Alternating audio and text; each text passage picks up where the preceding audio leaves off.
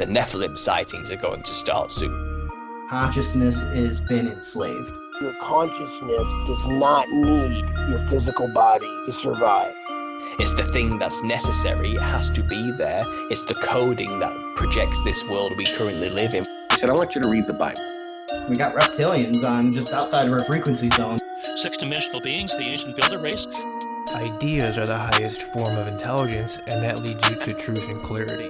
The Nephilim sightings are going to start soon. Conspiracyandchill. There's obviously aliens. Our galaxy is insanely huge. We're just one planet. They would have needed a minimum of 6 feet of lead shielding in order to get through the 25,000-mile thick Van Allen radiation belt. This is real. They really did fake the moon landing. The world is infinitely older than that. And I mean the world with human beings in it. Skull and Bones is like one of the villains in the Legion of Doom. I said, I want you to read the Bible. The biblical flood, the Tartaria mud flood. Conspiracy and chill. The Nephilim sightings are going to start soon. The bull god ball. I said, I want you to read the Bible. There's magnets in the basketballs. There was a political party, a third party called the Anti-Masonic Party at a point in the United States. The Global Pandemic Treaty. Conspiracy and Chill podcast. We got Mike Turpin. He is a psychedelic adventure athlete, jiu-jitsu practitioner, man of many talents. What's going on, brother? What's up? I'm glad to be here. Yeah, thank you for coming on, bro. I already know, due to your moniker, the psychedelic athlete, that you're going to be down to get into some weird and trippy conversations with us. And yeah, dude, I'm down to talk about whatever you want. Oh yeah, let's go. And I was going to say, might as well give a little summary of why you are known as the psychedelic athlete. Yeah, so I guess the easiest way to do this would just be to say, like, when I turned 27, I had never done a drug in my life. I had never drank alcohol. I had never smoked pot, a cigarette, outside of like caffeine, which at the time I didn't really, it's not like I was even crazy on that. I had never done a drug. But I was always around stuff like that, like psychedelia, that sort of stuff. My older brother, did acid and ate mushrooms when I was younger, and a lot of my friends. I was always into like counterculture music and movies and things that sort of made me think stuff like that was cool.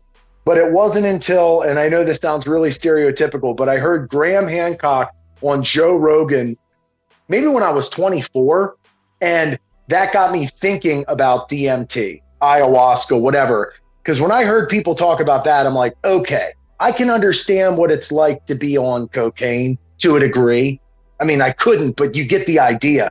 I could even almost understand what people were saying when they talked about being on acid, stereotypically, at least what like a moderate dose would do. But I didn't, when they started talking about like, okay, you meet these beings and they tell you about your life and it's the same beings other people meet and it's been going on in Peru since, I'm like, wait a second, what? Like, how did I not know about this shit? Like, how am I just now hearing about this? And nobody I knew at the time really knew about it, And then I was like, for like 3.5 years or so, I just kept telling myself, you know what? That's something I would try. That's something I would do. And then I started digging deeper. You get into the Terrence McKenna's, you get into these people that start talking stuff like Alan Watts and all these other people. And I'm like, I think this is something here. These people don't just sound like stereotypical potheads. They're onto something. They're a lot of them are successful people that are talking about this stuff that seem to have their intellect about them. Okay, screw it. I want to do it. And it started with I borrowed some pot from a girlfriend of mine at the time who didn't want me to make my first time with her because she didn't want it to be, who knows what would happen. So I smoked some weed. I found some mushrooms. A buddy of mine at the gym had some mushrooms. So maybe a few months later, I ate, I'd say like a couple grams of mushrooms, then like an eighth of mushrooms. And then, I tried acid one time, MDMA one time. Finally, I found somebody that could get DMT. It was like, that's what I was in search for. And I kind of saw everything as the same iceberg. All of these people that liked DMT also liked these other things. And I figured it was a nice little domino flick all right, I'll start with pot. I'll go down that avenue. And then I wound up with DMT. Absolute. I mean, everything along the way blew my mind. And obviously we can go backwards at any point and talk about other stuff. But that kind of like led me down that journey. And then next thing you know, I just, I was sharing it with because along the way, I met so many people who were interested in DMT and mushrooms. Then I'm sharing it with my friends. I know all these people now who've done it. And then before long, I've seen about 100 people probably more do DMT for their first time, you know, and I've shared the experience with them. And then it just kept going on. And there was about a year where I just was, because it only lasts, for those who don't know, it only lasts about 5 to 15 minutes, depending on the dose. And you could put pizza in the oven, quite literally have done it, and then do some DMT. You go out and you have this crazy experience, and you come out and you pull the pizza out of the oven, you know?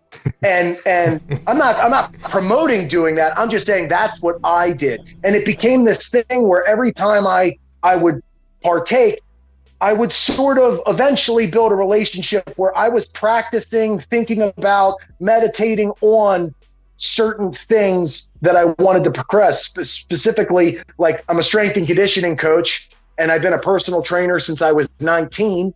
And then I start thinking about lifting differently. I start thinking about the way the body moves differently. I started, practicing yoga with DMT alongside me. Now, obviously not every time you're getting blasted into another dimension. Sometimes you just have the tiniest bit just to sort of dip your mind in or your body in. And then boom, you're exploring things you've never explored, thinking things you never would have thought.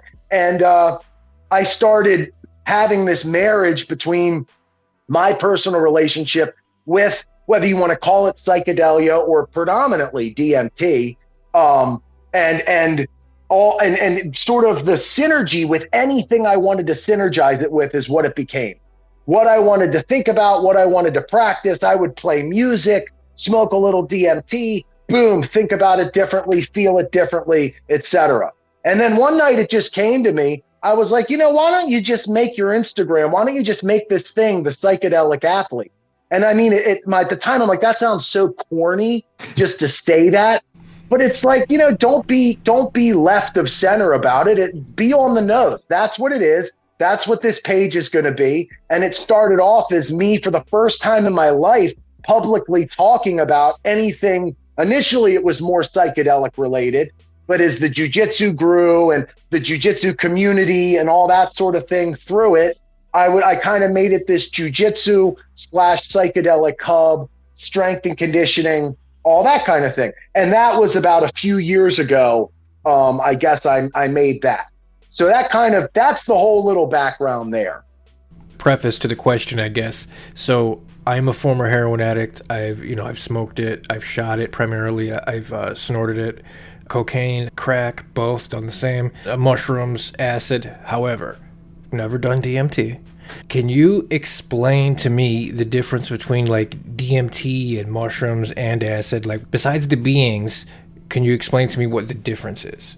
Yes. Well, for me, it's really just anything is possible. And I don't know if that's the type of person I am. But for instance, what DMT can be that I imagine mushrooms can be that I haven't experienced on mushrooms. But like some people might eat mushrooms and say that they do, for instance, travel into another dimension, experience what they want to define as ego death, etc. But it's you probably haven't experienced that level of maybe ego death or you're some sort of like letting go. But like you probably haven't encountered any sort of thing that seems real, that's like an entity, another being, maybe not traveled into what feels like another place, maybe, past ancestors, travel deep inside your body where you're like almost seeing like the makeup of what your body is on a visual and physical level in a bizarre way. All of these things are very possible on DMT, but like mushrooms, it really depends on what your experience with them is. If it just kind of makes things look more patterny, if it sort of opens your mind and makes you be more introspective, if it makes you be more considerate of others, like that's a much smaller scale or softer thing than what DMT would be. If you went full bore on DMT, nothing, not your concept of family, not your concept of who you are, who your friends are, your concept of time, all of these constructs can cease to be.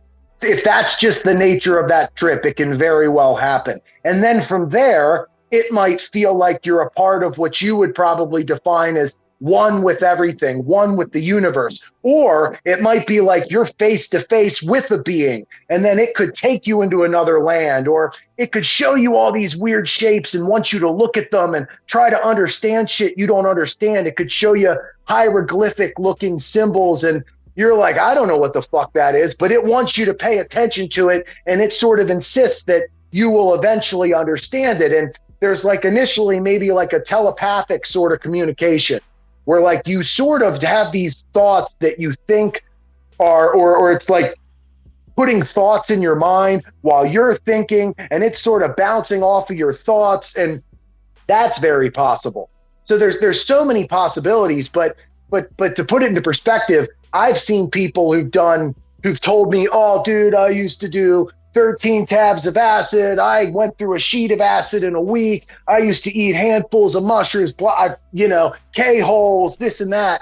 And then they did DMT. And whether it was their first, second, or third time, when they really committed to it and went hard, they were like, nothing in my entire life prepared me for that moment. That's what they came away saying.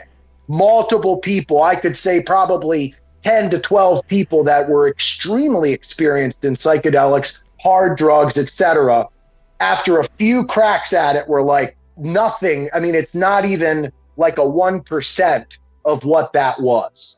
So that doesn't necessarily define it literally, because I'm not one, like, for instance, some people like to say DMT is machine elves. DMT is clowns. DMT is one with the universe. It's your other form of self. I don't know what the fuck it is. I think it can be all of those things, and it can be more. And I only know what I've experienced and what others have told me.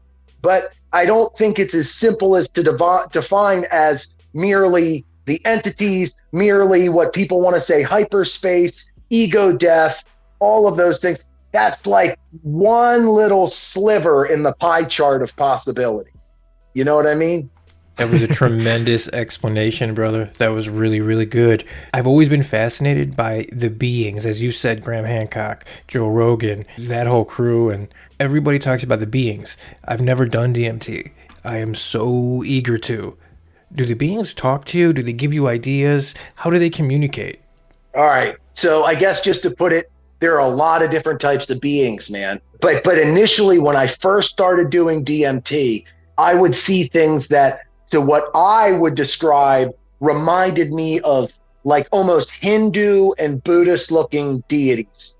Like the first thing I ever saw was this elephant man that was like in a suit, and he was dancing, and he had a dog on a leash, like a little pet that looked like a little pet dog, a tiny dog or whatever it was. And it was dancing, and it was just the coolest, grooviest looking dude. Like it had some swagger in it, like almost like a pimp swagger. And we were in this crazy fucking place that was like red and blue, and everything was pretty psychedelic. But that was his world, and I was there, and I looked at him, and he looked at me, and he just was like, yup, this is it, bro. And I'm like, what the fuck? And it's like, yeah, this is it. And it kind of smiled and went. Now, at the time, I didn't necessarily hear it say that, but it could give me a look, and I knew exactly what it meant. And then, like, that was just one example. And then, yeah, the beings were kind of like that. You'd meet some new being or something that would like, it would be like I was in their room, or they would sort of like come at my face like head on. And then the entry of the trip, the come up of the trip, was this being coming at me. Now, this goes back a ways. See, I don't experience it like that really anymore. Now, I can't remember the last time, but eventually I started really feeling like I met something that I aligned with, and I no longer was having meet and greets with these other fucking beings. Whatever sense to make of that, I have no clue. I'm just telling you, that's what it was like when I would meet beings. Now, it wasn't every single time I did it. I used to see like hands a lot, like finger, like postures, like fingers making shapes, and then like sort of like, I don't even know what, in my face, pulsating at me. And maybe like, that would just be all I would see, was like these weird hands. And then next thing you know, you're in some weird landscape with colors, and the music becomes reality and sounds, and you have thoughts that just line up with the exact moment. Weird shit. But as far as the beings and communication, yes, I'll cut to the chase. It started being more like telepathic, where I could have back and forth conversations, and it would ask me questions, and I would feel it. I would not see lips moving. I wouldn't always be with something that was like directly in front of me, but it could be, you know. But either way, I would have communication that felt like telepathic things. Are your eyes closed? Like, are you in a dream state? Are you awake? Or are your eyes closed? Like, how is the trip, I guess? If they're open, usually my eyes are probably sort of crossed, and I'm looking at something that is like not even like out in front of me. Okay. You know, people have said like your eyes look like they're going crossed if my eyes are open. Now, but yeah, a lot. I used to, my eyes would probably close, and I would just lay back, and I would shut my eyes. And then a lot of times if you open them, the trip would go away, and you'd look at your room, and then you close them again, and you're still there when your eyes are closed. That's one way that it could happen. Yeah, that happens a lot. My experience for sure. I have done it a couple of times. So I've always, smoked mad bud for years, and my friend groups and I, we would take mushrooms, take acid, go camp and trip and have fun. And you don't know, you'll have those, like you said, kind of like ego death, or like sometimes like freak out moments, or, you'll see some tracers, what you expect from psychedelic, some distortion of vision and stuff, but nothing like, what movies or like Dare class would make you think like a psychedelic experience was like, holy shit, I see a dragon and all these kaleidoscopes and stuff. But, my experience with DMT, I probably tried it like 8 or 10 times, and not every time was I able to like get through to that other world. Sometimes it would just be like a really brief thing with my eyes closed, and then like he said, like Mike said, when you open your eyes, it's gone, and then you can kind of close your eyes and go back into a dream. Remember those little things we would like look into as kids, and you could like click, and it's a picture. You click it again, there's another picture, like these little like binocular things. It was a lot like that, but to prefix my first time doing it, it's actually a pretty crazy and synchronistic story. I was being a bit of a pussy about it at first. All my friends were kind of getting into it, and they were just going hard on it. And like a friend had vape cartridges of it, so they were just experimenting belligerently, and I'd like be hanging out while they'd be doing it. And it looked like a damn opium den or something, just like a bunch of dudes laying there like, all right, my turn.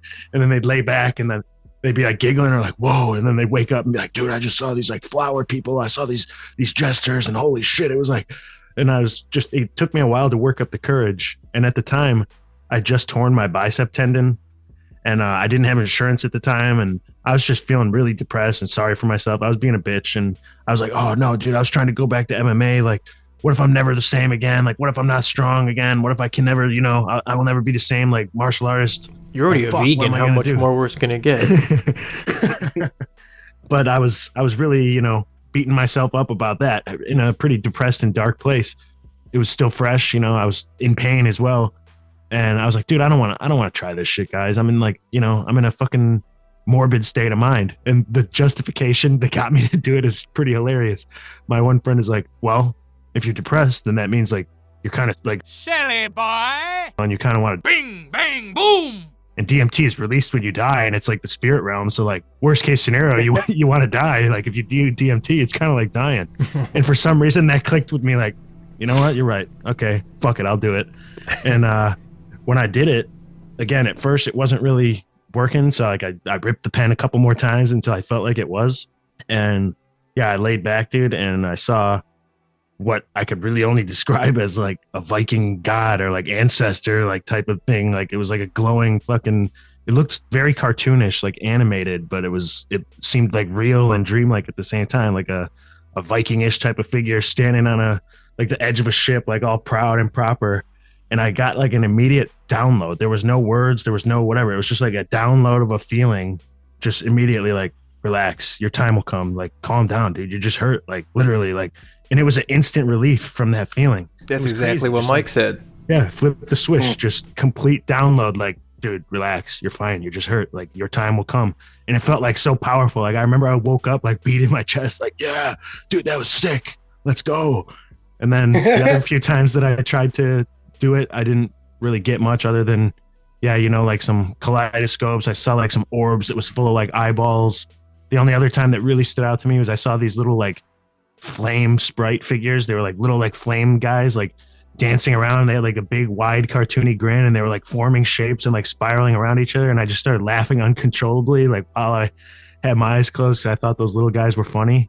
But after that first trip with the Viking thing, like in kind of like reconciling how I felt about my injury, the next day I was doing like a training camp for a bunch of my students, and I was in the class, you know, teaching them or whatever. And then at the end, they gave me a mace, like, you know, the maces you swing around, like, and I was very into that. They gave me this mace that they had pulled together and bought for me. And the mace, the head of it is these like god heads that was designed by Alex Gray, who is like the psychedelic DMT artist. So they basically bought me, just out of crazy coincidence, the next morning after I first tried DMT, they gave me this god head, like DMT fucking mace. And I was like, holy shit, this is amazing. So that was a crazy encounter, and that's what stands out to me. I know exactly what you mean. And then did you not feel like a sense of almost like dogmatic, like this thing that they gave me might represent healing my, Dude, like, 100%. Did you start having these inner, yeah. It felt like I've meant had to those be thoughts. like they pulled that thing out somehow from the spirit realm and knew that they were supposed to give that to me. And what were the odds that it was designed by Alex Gray, who literally draws all of the like stereotypical DMT like arts, like that face that he is like prominent. It's like his main illustration, if you will. That's the face. There's like 4 of them on the head of the mace, and it's just fucking badass. And I joked with my limited experience with it. Some of my friends have done it like hundreds of times. One of my friends, John, went absolutely nuts because he was ripping the pen like a vape pen, just like all day, going into DMT realm, or just being in that daze where he wasn't fully out, but he was just trippy. And I joked like, yeah, this is half like extremely profound like spiritual experience and half like hot rag store in the mall, just like generic psychedelia, like patterns and kaleidoscopes and geometry and stuff, like exactly what you would expect. Like I said, like, oh, dare class, you take a psychedelic, you're just gonna start seeing colors and all this crazy shit. I can relate. So I can relate fully about the idea of like, okay, you have this injury, this thing happens, and this is how like the marriage between DMT and how I sort of synergized it with other stuff is like, yeah, similar to you, I have injuries, you know, like a back injury that was killing me and things like that. And there would be these moments, these aha moments where I would either like via a weird stretch yoga posture or like some lift that somebody had told me maybe I should try this. And there would be this moment where it would come to me in my trip, like, listen to this or try this, or some memory I had over the past week of like watching videos on my back, like one would sort of pop up. And then it would be this thing like almost like a pat on the butt, like go do this, go try this. And I did have this relationship with DMT where I was sort of searching for the answers in my own practice, in my own grappling, etc. And I would put in all of this work and then sort of filter it through thinking about it or just opening my mind to it while on DMT. And it is a little bit of a double-edged sword because there's a silver lining to like part of it. I don't know the best way to word it, but either way, what I mean is you think you figure it out and you're like, oh my God, I'm going to be able to do X, Y, and Z, but it's not like an instant immediate fix, but it's clearly the next step along on your journey, if that makes sense. And that's where it kind of like took me, I would have these big, tremendous feelings like, oh my God, my back is going to feel like brand new if I keep doing this, or if I keep doing this in jiu-jitsu, then this is going to take me to this level or whatever, which honestly, in the grandest scheme, who really cares how good you are at jiu-jitsu? But these are just the things that would come to me, and it would help me.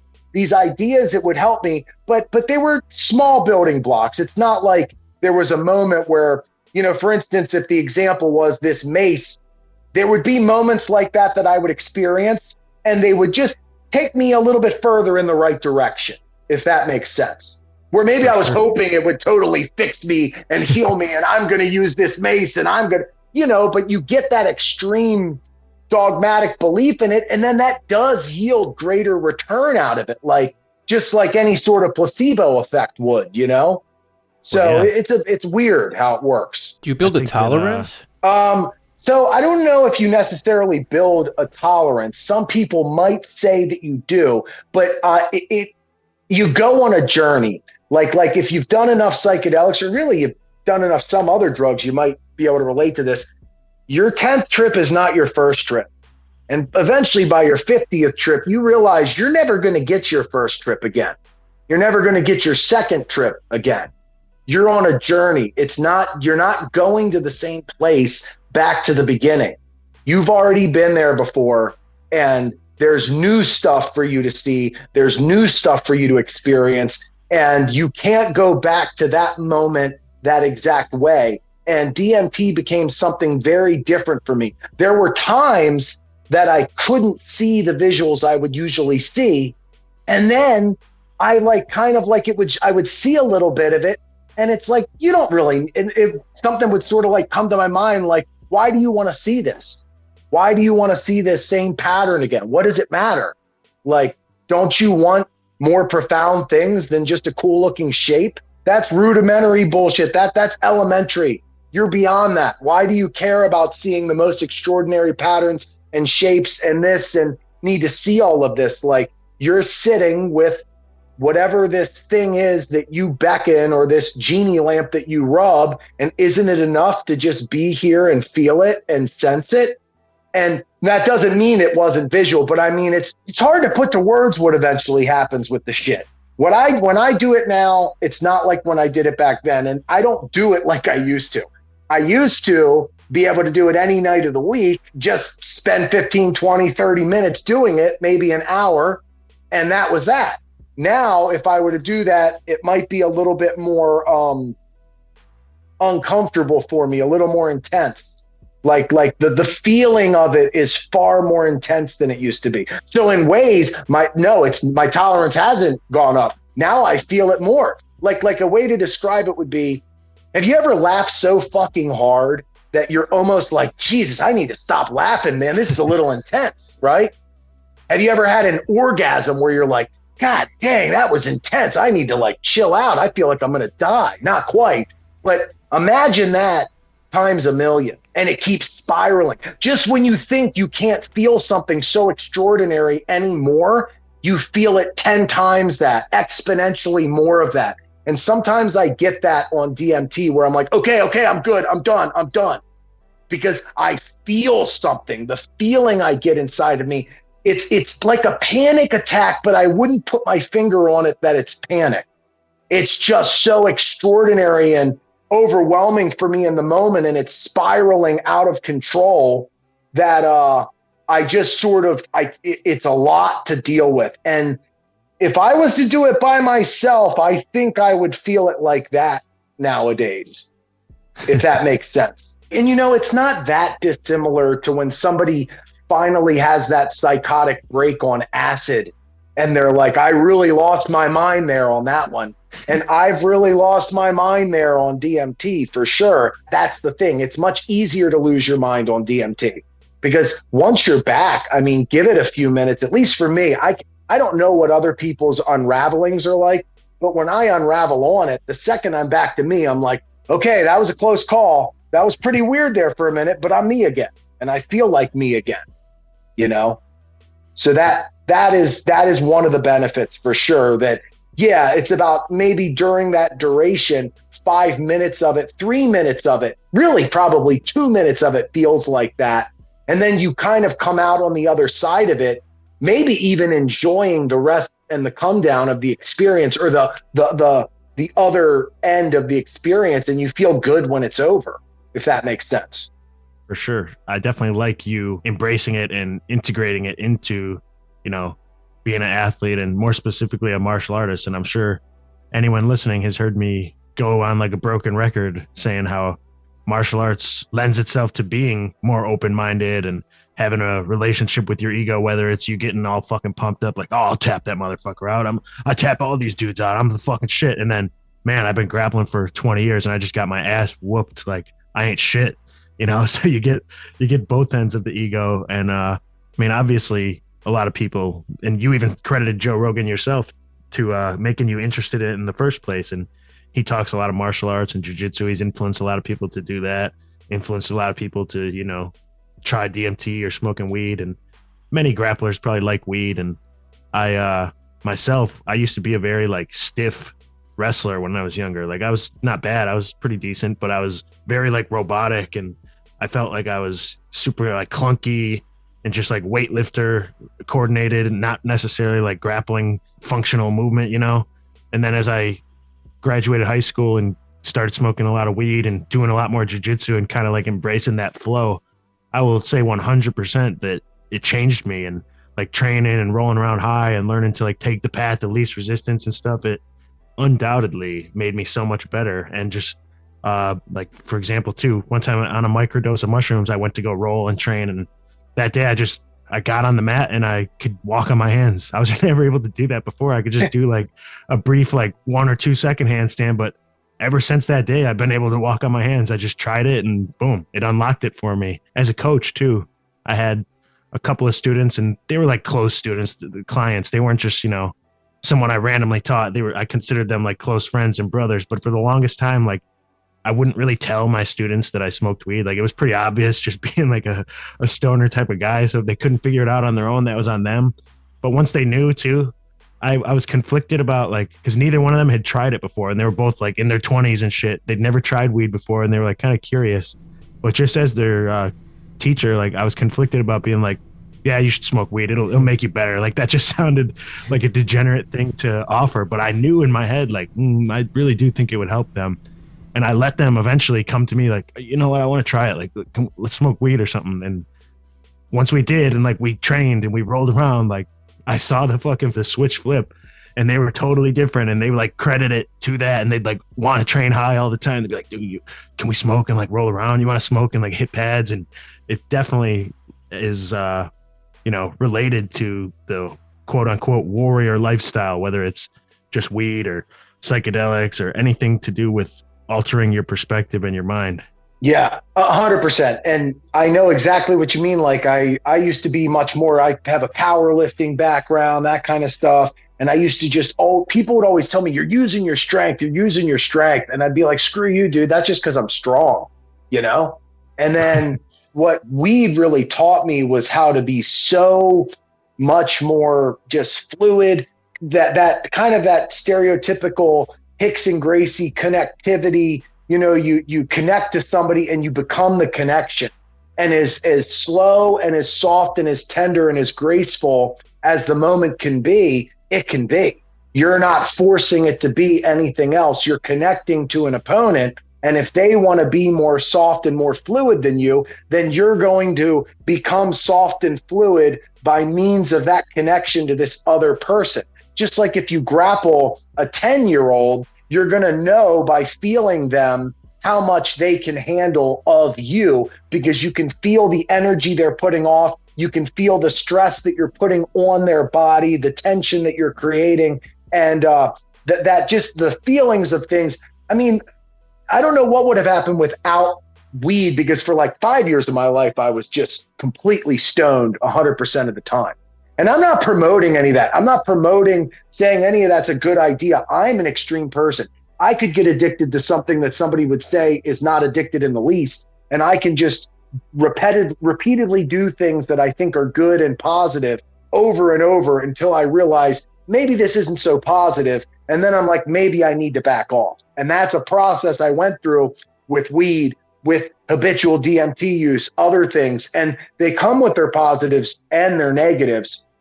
But yes, the positives of all of it, just like you said, you're thinking about things like, you're realizing all of the moments of space between when your opponent is aware and then there's like he's missing frames and you're like getting more frames per second or more frames per inch than he is. And you have these like little things you start being aware of that are beyond the awareness of your opponent, because your construct of time and your senses, you're far more caught up in the present moment than they are. And all of these little psychological and physical things can lead to a really bizarre, surreal game that you can play with a martial art, with jiu-jitsu, with boxing, kickboxing, and things like that. Like, I could literally tell you to go out there, and all I want you to do is pay attention to the connection of your opponent, and you want to just feel that connection. Everything else feels like nothing. You want to move with, around, in relationship with your opponent, and only when there's the opportunity do you do anything other than track movement with your opponent. Now, you'd have to, everyone's concept of that's going to be different, and they're not going to be able to do it exactly the same. But that just presented a game that you can very well play and experiment with. It's the first flick of a domino. Now, where will you be 10 years from now if you start playing that game?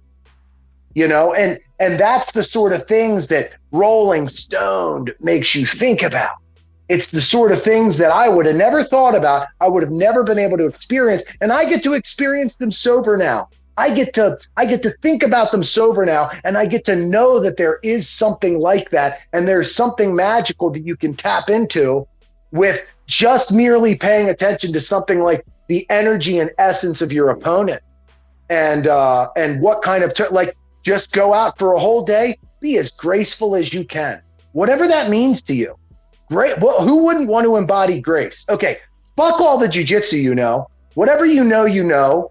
And if it comes out to your advantage, it does. And if it doesn't, you get your ass kicked. You're just going to be graceful from the beginning of the moment all the way till the end of the round. And when you're not, you just tap, or not tap because you're not being graceful. But the point is, you're trying to be as graceful as possible, even up until the tap, even in bad positions. All of these little things. I would have never thought of that shit. I'm not saying it makes me the best grappler or even distinctly a better grappler, but I never run out of fucking things to experiment with.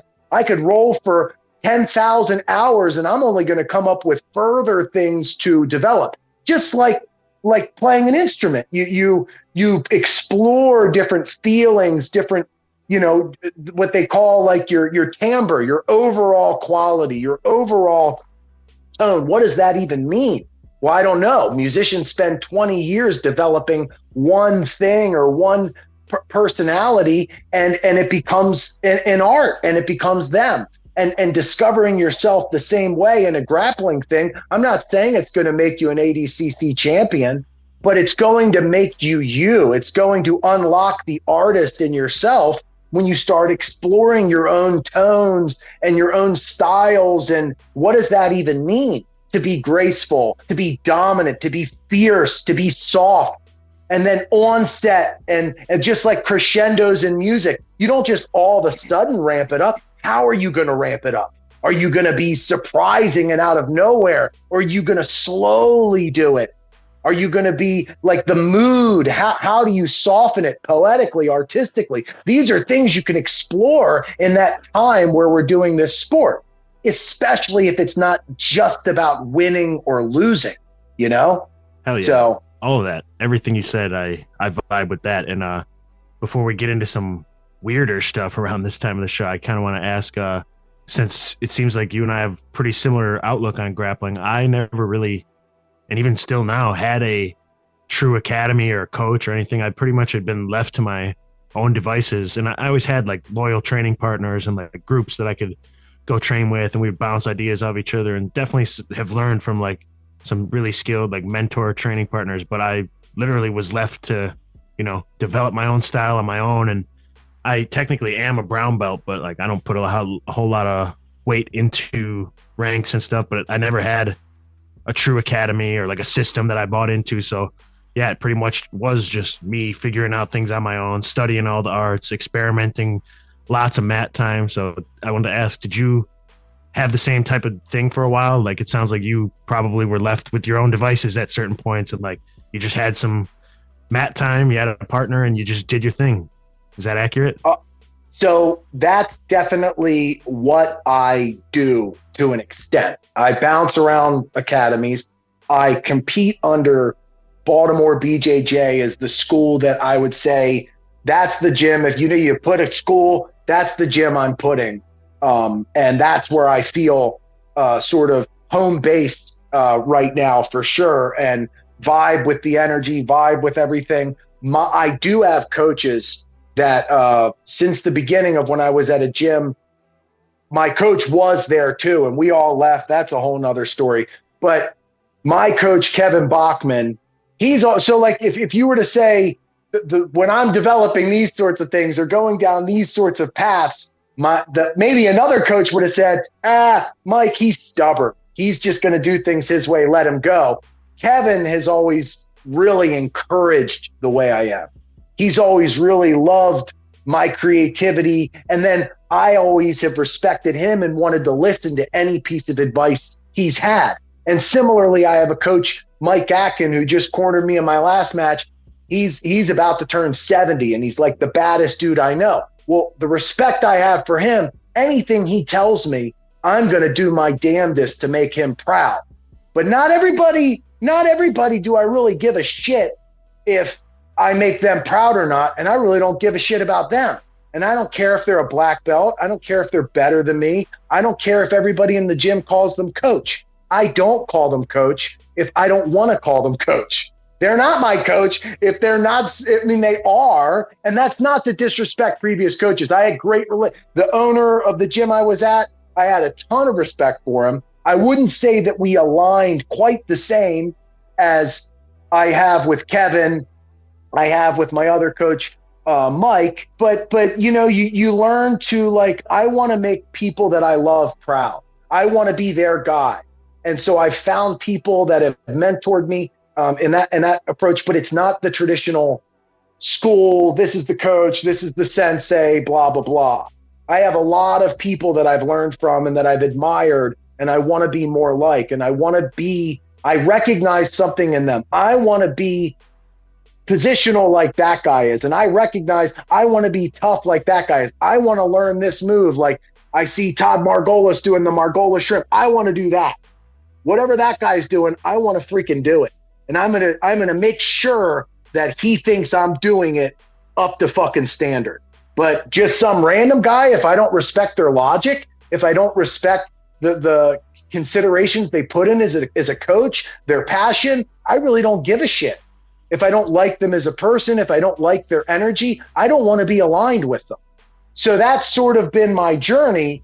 And I run a class that's my own class at a gym that's like adjacent to two other schools, Gamma and Baltimore BJJ, at Baltimore Kettlebell Club. So it's like adjacent. And then I see my one coach, Mike Atkin, and a guy I train at his house. So we train in a basement once a week.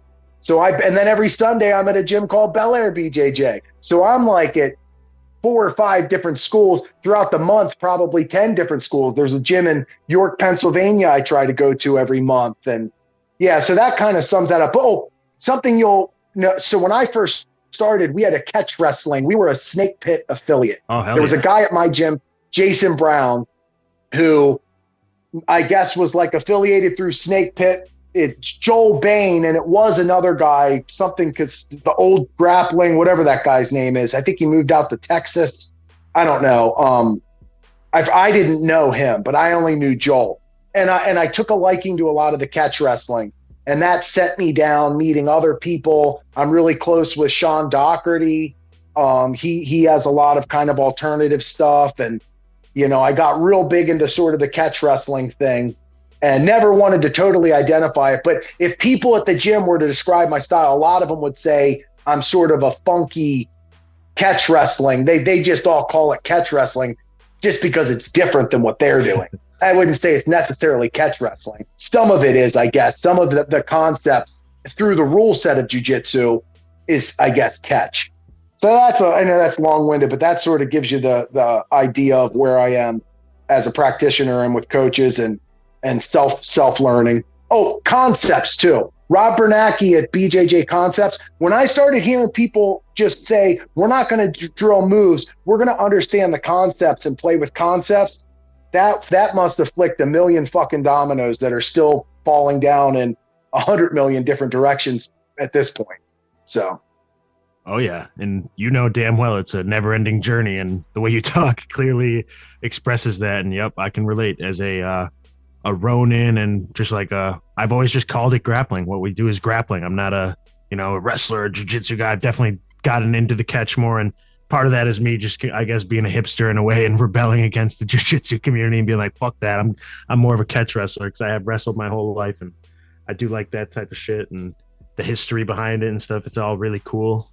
But jiu-jitsu could have its own whole episode, obviously, and we'll definitely be chatting more in the future. But right around now is when me and Mike like to get a little weird and outside of the DMT realm and, the other world, if you will.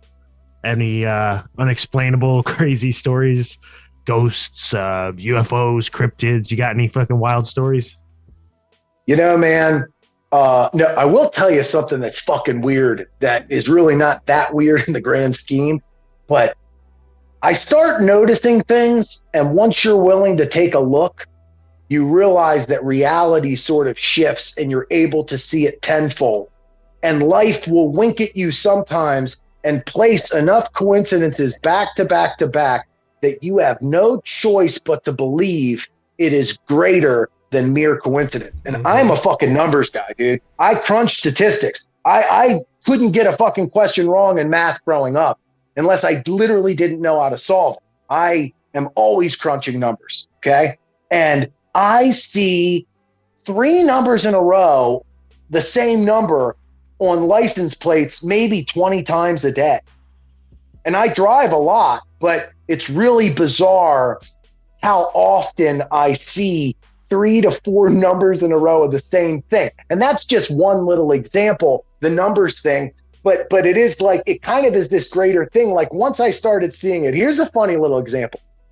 And this is not like crazy clowns or taking over the world shit, but this just is really weird, man. I was seeing the number 777 every day to start my day. Within like the first couple minutes, there'd be a car, or I just realized the car in front of me would have license plate 777 on it, okay? So I'm driving, I see 777 ahead of me. I'm like, motherfucker, what are the chances? And I look to the left and I see 777 and I say, God, this is the craziest coincidence. And all I said is, there's no way this can be freaking like real. This is just a coincidence. And right when I said that, a car cut me off to get in between me and the car in front of me. And there was 7777. And I'm like, okay, I'm not questioning it. It is what it is. I don't have a fucking clue what it means, but clearly something is going on here and life is taking a moment just to wink at me. That's how I would describe that. Another supernatural thing that this relates to DMT, it'd be stupid not to relate some of it to DMT. I did have a moment, this is really bizarre, and it's so like microscopic in comparison to how extraordinary DMT is. One time during a come up, I had a moment where I saw my girlfriend at the time at work texting her friend, Carrie. Well, I guess it doesn't matter if I say the names, but her and her friend Carrie were having this conversation about Carrie's boyfriend at the time. All right. And I just could sense that whatever they were texting, she was complaining about her boyfriend, but she didn't tell him what she was complaining about. And I saw this little blip and boom, I was gone. Then I was having a DMT trip and had nothing to do with that. But that was a moment that I saw. Okay. So I texted my girlfriend at the time at work. And I said, you're not going to believe this, but I had a moment where I saw you, I had this experience where I saw you texting your friend about her boyfriend. And she was saying that he didn't understand this. And sure as shit, the exact conversation that I saw on that come up happened, you know? She was like, no, you're not. And she showed me the messages. And yeah, and it was exactly what I thought. Like, she was complaining, but she hadn't talked to her boyfriend yet. And then my girlfriend was like, well, you need to talk to him. Like, stupid shit, dude, stupid shit. But it fucking happened. And for the rest of my life, I know that happened. Okay.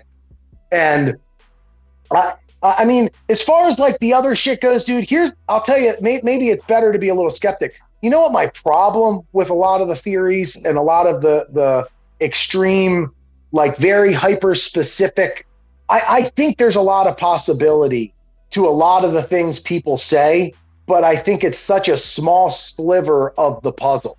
Reality is so fucking odd that it wouldn't surprise me if reality changes every day and we didn't even know it fucking changed. And we could wake up one day and shit is just some other way and we didn't even know about it. Like, our consciousness, something can tap into it. And this is really hard to place my finger on or explain in a way that makes any sense at all. But I really think that we could jump into other realities, whether it's tomorrow could be different and the laws of tomorrow could be different, and we would have no idea that it actually changed. I guess that's like some Mandela effect type shit, right? But I think it could be a lot bigger than that. So what I would say is if Mandela effect is real, that's probably a small piece to something way fucking more extraordinary than that. And we don't even understand just how much our reality is changing. And somebody could very well be tapped into our reality. And these are, I don't know. I don't even want to ramble on about that. But does that make any sense at all? Yeah, the way that I like to explain it, dimensions and realities, is think of like every dimension in reality like a blanket. You lay one blanket on top of another blanket on top of another blanket, and sometimes the blankets kind of cross and you bleed over into one or the other, and it's kind of like what you were saying exactly. Yeah, and here's the thing, and it'd be stupid to say that this isn't somewhat inspired by things I've experienced on DMT, but we're not just this fucking reality, dude. I'm not just me. I'm you. I'm him. I'm the other realities. I'm the other blankets. I'm all of it. I'm just this, I'm just that, and I'm both. That's what I really think. And I don't know if I define it as at the grand scheme, it's all God, and I'm an extension of God. But whatever it is, there is something that is all of it. And I am all of it in some sense, but I can't really, right now, I don't have a fucking clue. I just know this. But sometimes maybe you do know something more, and then you forget it. And as me right now, I'm only supposed to know this. And I get little glimpses of it, and if I get too big of a glimpse, I'm probably going to fucking forget that I ever got the full glimpse. Because if it gets too without my understanding of who I am right now, then it ain't going to work. And it probably goes left of center, and I'm becoming something else separate. I think I am multiple things at the same time right now, and I'm just only know of this one. This is the only one that I can talk to you from. And it's like, if there is something that is all of us, like a God, like a collective something, or at least something that is a good bit of us, well, you know, it kind of tricks itself into not knowing that's how it is, or else it'd be stupid and pointless, into having a bunch of other little miniature gods to play with, little miniature versions of itself to experience with. And I think about that kind of shit a lot. And I've experienced some stuff kind of like you see these other layers that you, not just that you could be, but you actually are, and you don't even fucking know it. Other versions of yourself, how you are reflections of other people, and how you exist within other people, and everything exists within you. And it just sounds like just little shit you would put on a little square block on a yoga Instagram. but I believe it deeply to some extent. You know, if I believe anything, I believe that, as far as bizarre netherworldly shit.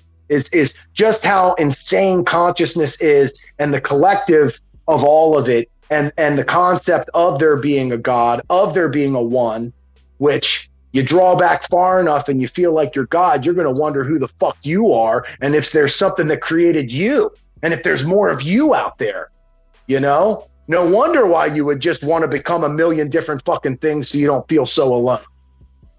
You know? Spoken I think like about a true that kind psychonaut. of shit. True psychonaut response. Well, you wanted the rails to come off at the end, so. Oh, yeah. I know myself, and definitely Mike, and definitely some of the listeners out there are, to say the least, highly skeptical of authority or our leaders and elites and people in position of power.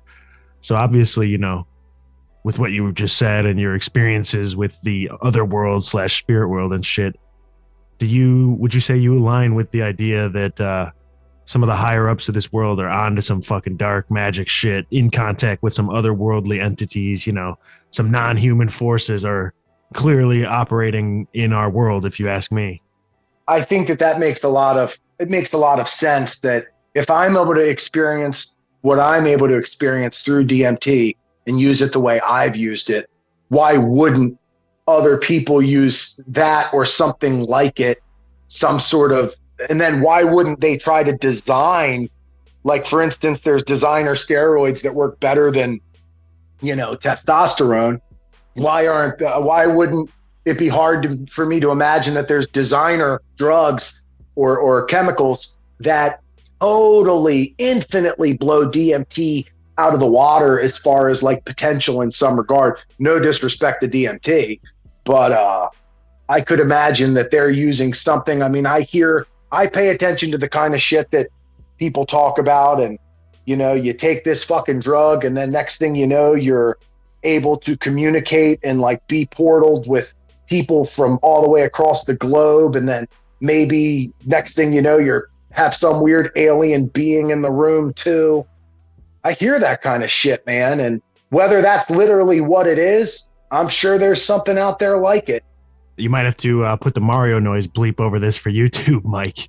But what you're describing, I think, is what a lot of people would theorize. That's what is like, where they get, you know, the highly adrenaline-filled blood of a kid that they, you know, torture to death and like scare the fuck out of, and then they take their glands that are filled with adrenaline or their blood, and they use that, and they say that that is the drug of choice of these sick fuck elites to get like an insane psychedelic or spiritual experience. And I even was just hearing today that someone was guessing that that's what cattle mutilations and like shit like that is actually, instead of maybe being like a alien abduction or some shit, that it's like a poor man's version of getting that from, instead of from a person, that they just get it from the animal, like take the glands, take the blood, like torture or scare it and try to harness that. Well, you know, I think it's a lot like the game of telephone, where maybe that's not exactly what it is, and it sucks that maybe the things we can hold on to, it's like, but where there's smoke, there's fire, and there's an awful lot of smoke around things like that. And we very well could have the exact information exactly the way it's happening, and I wouldn't be surprised that that's what they're doing. I've heard stuff like that, and I've heard it enough times, and at the very least, I don't think they're on to nothing. I think that there is some weird shit like that, man. I don't know what it means. I don't know if you'd have to fucking kill a baby and torture him or whatever in order to get that, but there's a long history of bizarre stuff like that. And if you're in contact with weird spirit things, that they could tell you all sorts of stuff. And if you want to play with the dark arts, which for all I know, those are the ones I'm playing with. But if you want to play with some really sinister, fucked up stuff, I'm sure it's out there to play with, and it probably will open you up to some stuff like that, and you will benefit from it. I don't know. That's crazy though. Ugh. Yeah. Yes. I mean, yeah. I don't doubt it. You hear stuff like that. Like, I know a little bit about all of it. I have a buddy that's real into the Rothschild stuff. I have buddies that are into all this stuff. I hear about all of it, and you know, I don't want to ever become a person that gets distracted by the one thing or gets so caught up on the one thing. Because if I start really paying attention to that shit, then I become identified as that person or whatever. And I like the things that are in my life. I don't really like that shit. There's a lot of negative stuff I can get caught up by. Just the way we treat the earth is a big one that's hard for me to swallow. All of the slave labor and torture that goes on and bullshit, and the way the way the earth itself, the wildlife, the bees, cell phones, all of these things, it's a hard pill to fucking swallow. So I try not to get too caught up with any one specifically, but it really is a fucked up world. And whatever that from shit is, you know, I wouldn't be surprised, man. I guess that's the best way I'd put it on that. Yeah, we don't want to black pill our listeners. We know damn well that it can fucking get dark and negative if you let it, and if you focus on all that type of shit and let it consume you, because fucking A, bro. Yeah, it's not fun topics sometimes. Yeah, it's like right now with technology spiraling the way it is, it's only been so long that we've had nuclear weapons. It's only been so long that we have the ability to make so many different chemicals and create so many different things that could have all different types of effects. It really feels like we're up at the end of something, you know? Everybody always thinks they're at the end of civilization, or every generation feels that, and it has the people that say that, and perhaps I'm wrong, but it's like, okay, if you had to guess in your lifetime, will you get to die a normal death just like your previous ancestor did, and your great grandfathers, your grandmothers who, you know, they live till they're 70, they have cancer, they have a stroke. Do you think you're going to be able to see that age without your life being ended by something due to a bigger picture, global, human, national, regional, some sort of tragic event? You go ahead first, Mike. I feel like I'm gonna die like a weird way, like you said the second time, like some kind of crazy thing. Yeah. I'm going to have to agree, but I kind of wish I could go back many more generations to where I could have a noble and honorable warrior's death or some shit. But no, I think it's going to be maybe some weird dystopian type of thing. One of these days, though, they're going to be right. All the generations that keep saying, you know, this is it. This is one of these times they're going to be right. Yeah. Yeah, and then does it happen? And then do we forget that it happened and we just pick up on one of these other blankets, one of these other little quantum, whatever the fuck, you know? When you really start thinking about consciousness and realities and parallels and all that, it makes you wonder if the world ends all the time. And not that it really matters to point your finger at it, because you don't really know. But I wonder that a lot of times. I wonder if I had a car accident and died and I just don't even know it, and life just kept going on in some bizarre way. You know what I mean? Quantum jump. Yeah. That's American Horror Story season 1 right there, with the girl dies and they film it in such a way that it looked like she was resuscitated after a suicide attempt. However, in reality, you watched the last half of the season and she died then. But like you said, she didn't even know life had carried on as far as she knew. So crazy shit, dude. I've had a couple Final Destination type of moments where I was like, holy shit. And both of the main ones was with my friend who's my roommate right now too, and he can't explain it either. Both times we were in the car and like narrowly dodged an accident, or like a fucking giant pole bouncing off the back of a flatbed truck, and like I merged just like as it was happening for no reason, and then it would have went right through the windshield and impaled one of us. And yeah, who knows if we got pulled into another fucking lifetime where that didn't happen. Yeah. It's hard to say. I know exactly what you mean, dude. I've had those moments too, and it is weird. But as far as the bigger picture, like not trying to get too crazy with like alternate realities, blah blah blah. Oh, we love that. Well, yeah, but I mean, as far as like the idea of just the world just ending between nuclear shit, technological fuck up, whatever, I think it's pretty likely that within the next 30 years, something will have happened. And if we're still around, we might not even want to still be around. Fucking A. That I think about that a lot. But I will say this though. I think that your thoughts channel the life that's in front of you a lot of times, and life might imitate what you think is going to come or whatever. I do think there is something to trying to find good people and people that you love to be around and that you have love for. And when you close your eyes and consider them and know that they're in your life, and whether it's your dog, whether it's your relationship, even with something that's not a literal being like an animal or whatever, but to know that you have that love for that, and to, through all the negative bullshit, be able to be grounded and bring yourself back to that. I think it's a very important thing. And I think it's missing in a lot of people that spiral too heavily in these dark, very real topics, that to just make sure you're grounded in some sort of positive, some sort of love, connection with others, your role in others' lives, being a positive role in other people's lives, instead of just trying to wake them up to all this bullshit. Remember the positive effect that can still be had, because that's what I fear as the world gets more grim and we know more and more, people are going to potentially lose touch with the effect we can still have to each other, for each other, consider each other till the very end, Fuck yeah. Another profound and appropriate response from a psychedelic athlete. No doubt.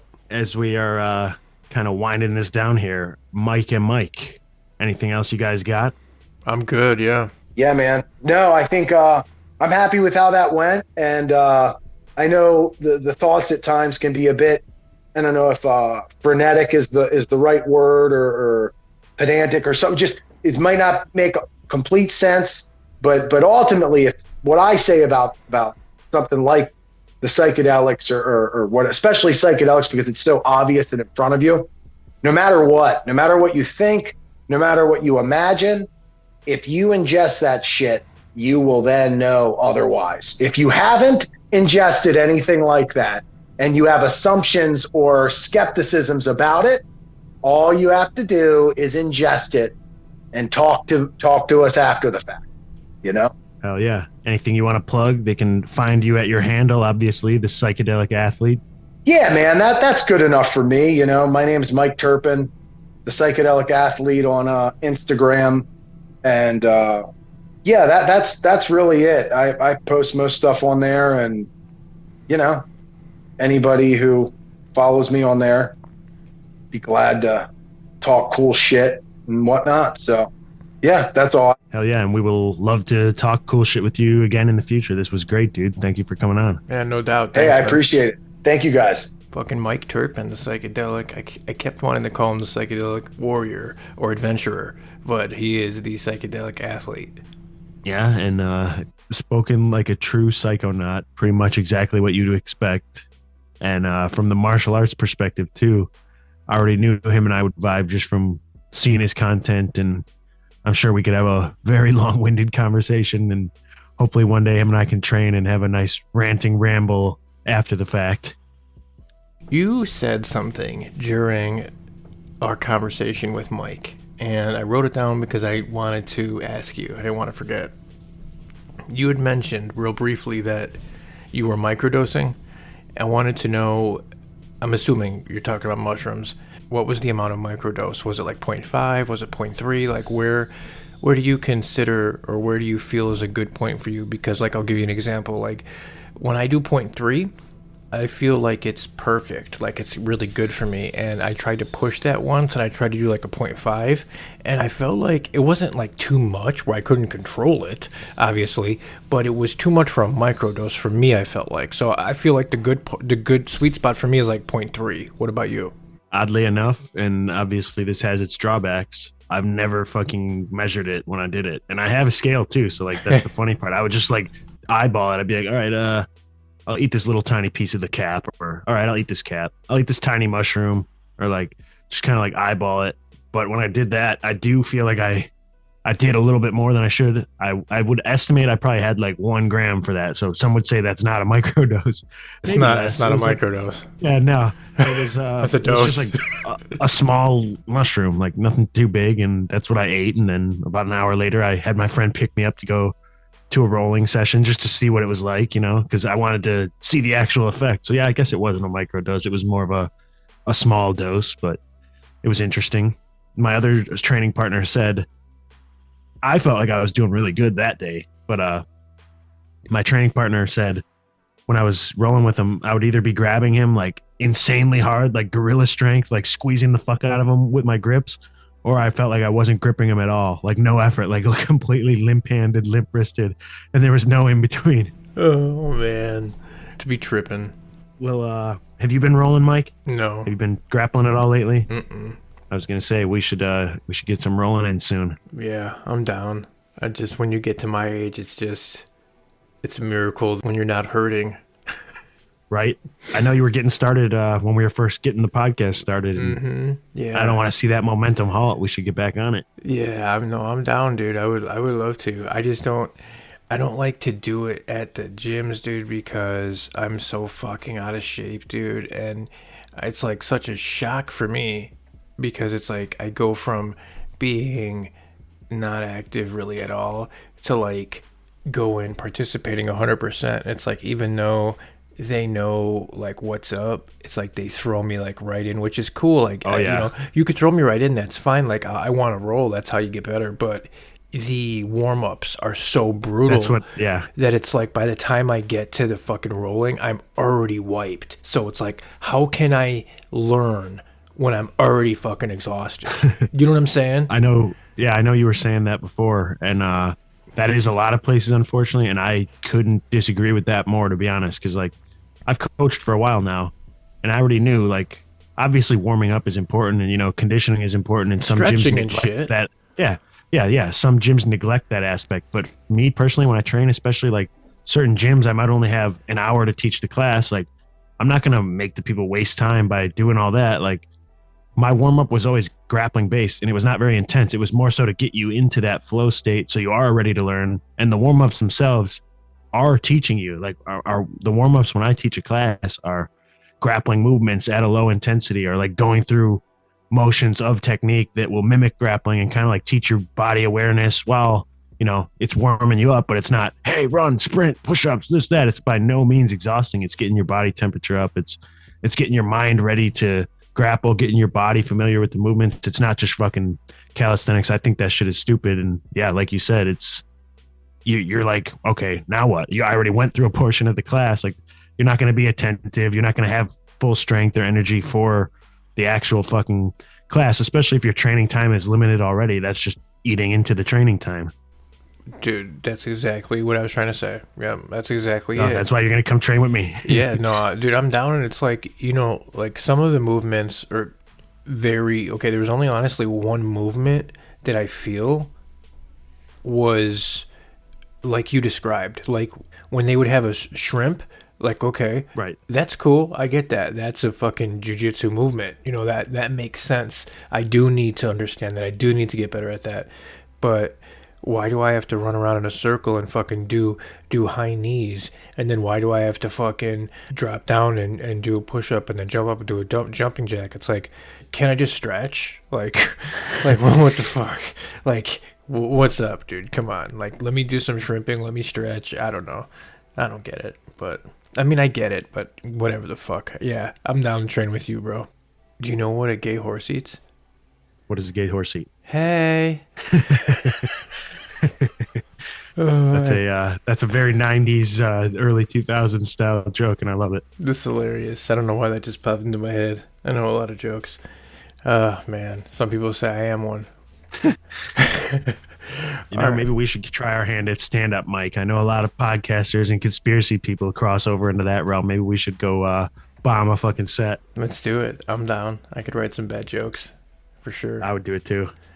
Fucking. Even just for the nerve development aspect of it, of just, facing that awkwardness of getting on stage in front of people. Yeah, have everybody staring at you and shit. Right. One of those dreams where you're at school naked and you don't know what's going on. Have you ever had those dreams? Absolutely, dude. Absolutely. Yeah, I've had the school naked before dream. That's a weird one. That is a weird one. I've never had the falling and then I wake up right before I die. I've never had that one. But yeah, never had one being chased either.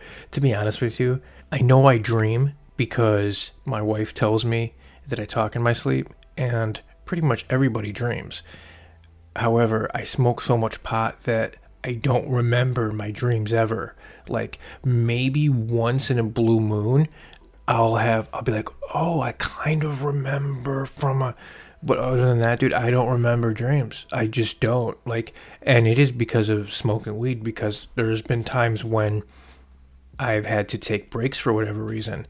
And when I'm abstinent from smoking cannabis, bro, they come back weird. They fucking come back raging, bro. It's crazy. So it really does block it. It's crazy. So I probably haven't smoked in about a month right now. Really? And my dreams have been fucking nuts. See? It's absolutely for real. Nuts. Wow. To the point where I can't even describe what they are. Once I wake up, I'm like, that was just weird. It's like they make sense when you're in that haze when you're first starting to wake up, but then as soon as you start to try and rationalize or put it into words or explain, they're fucking weird. And I was pretty sick not too long ago, and those dreams, being sick and just coming off the weed at the same time, was fucking just twisted. Why did you quit smoking? Well, honestly, I was in a bit of a mental slump, and I just did not feel like it was helping. And if anything, it was making it worse. And just last year, I probably took a 4 or 5 month break without weed last year, and I felt pretty good. And then, I enjoyed it on and off, but then it got to the point where I was just doing it all the time again, and I kind of wanted to just conquer that aspect of it. Mm-hmm. I feel you, dude. I think about that a lot too. I know deep down that it holds me back. You know what I mean? I know I can't reach my full potential and I know that might sound weird to some people, but I feel like that, I do, yet I still do it. So I don't know. But yeah, I feel that. When I was in Ireland, I found out they all roll their weed up with tobacco. They only smoke spliffs out there. So if someone's rolling a joint, they roll it with the tobacco. But I also think part of it is because it's a very wet climate out there. It's obviously raining and shit all the time. And I think the weed there is just naturally, it's not the same as it is here, just in general, as well grown and maybe, modified and stuff. So it was much more earthy and herbal and not as dried out. So I feel maybe they do it because of that. The weed is more moist and it smokes better when you pack it with the tobacco. But I remember the group of people I was chilling with, and people would just come up to you and be like, do you got any tobacco that I could use to roll up a joint? And I was like, no, I'm not doing that. I got some weed when I was out there, and I was just rolling the joints with straight weed. And the people I was hanging out with, they're like, oh God, I can't remember the name they had for it, but they have a name for when you roll a joint with just weed, and it's they think that that's too much or excessive. I was like, no, I'm not fucking putting tobacco in this. Fuck that. No, I mean, that ain't shit. That's funny. You imagine if one of them came here, it'd be a fucking culture shock, Oh my God. Well, I will say, I've been to the Bahamas, I've been to Jamaica on cruises and stuff with my family, and now I'd been to Ireland. When I smoked the weed in those places, who knows? I might have just, got the bottom of the barrel or not the best type of stuff as being a tourist instead of having a real connection. But I will say, I liked it. It wasn't dirt weed. It was mild compared to what we have here. It felt a lot more organic, and the high was a lot more just chill and what I imagine. Yeah, exactly. For sure. I liked it. And I was glad because it was on a fucking cruise boat, just sitting there looking out at nothing but ocean. That kind of tweaked me out. So if I was on a high potency THC strain or something, I would have been freaking out. But I was chilling on these more organic weeds, and I really liked that. You will never catch me on a fucking cruise. Ever. My wife has been fucking asking me forever. No, I say, you can go. Shit, you can go. Kids want to go, you can take them too. My fat ass can be right here on shore. Cause, those motherfuckers go down all the time. Yeah, dude, I don't like it. I don't like the idea of just being surrounded by nothing but water. And like when you be terrifying, when I be like on the fucking top deck or whatever at night, yeah, just pure blackness, nothingness. I'm like, dude, we're surrounded by nothing. And like, who knows what's in these fucking monsters waters? Yeah, and even if it isn't something, like malevolent, just knowing that there's a bunch of shit that you can't see is a frightening thought. It could be a whale, it could be a damn dolphin or some shit, like something that's not even gonna hurt me, but giant fuck that. squid. Like I can't see it. Yeah, I don't know where it's at. And then I do believe in crazy fucking cryptid sea monsters and stuff. So yeah, no. I mean, if you're lucky, you drowned. Seriously, if you're lucky, you drowned. Because if you're unlucky, a fucking shark eats you. Yeah, I don't fuck with that. What's funny is when we were in Jamaica and I had just smoked a joint and I got in the water, obviously I didn't go out too far because I don't fucking like sharks and all that shit. I don't really like the salt water either, to be honest. And then I saw a big dark patch in the water, and it could have just been, like a patch of seaweed or something, or just like a darker sand or some rocks or something. But I saw that, and I was like, no. And I just started frantically paddling to the shore, and like these other people and my brothers that were near me were like, what? I was like, I think I saw a shark. And other people like overheard that, and they're like, what shark? Like, so that caused a little bit of a commotion, and then I was like, I don't know, I'm really fucking high, but I wasn't taking any chances. Yeah, and everyone started cracking up. It's fucking terrifying. I'm a strong swimmer, but if I can't see the bottom of it, I ain't got no business going in it. I just don't need to. Nope. Well, we appreciate all the support. Keep the 5-star reviews going, whatever platform you're listening to us on. Give us that review, follow, subscribe, all the social medias. If you want to support the show, you can do that as well. There's a few different ways. We told you how to do that early on. If you need a reminder, it's Patreon and or the support link on whatever platform you're listening to us on. Stay away from pedophiles.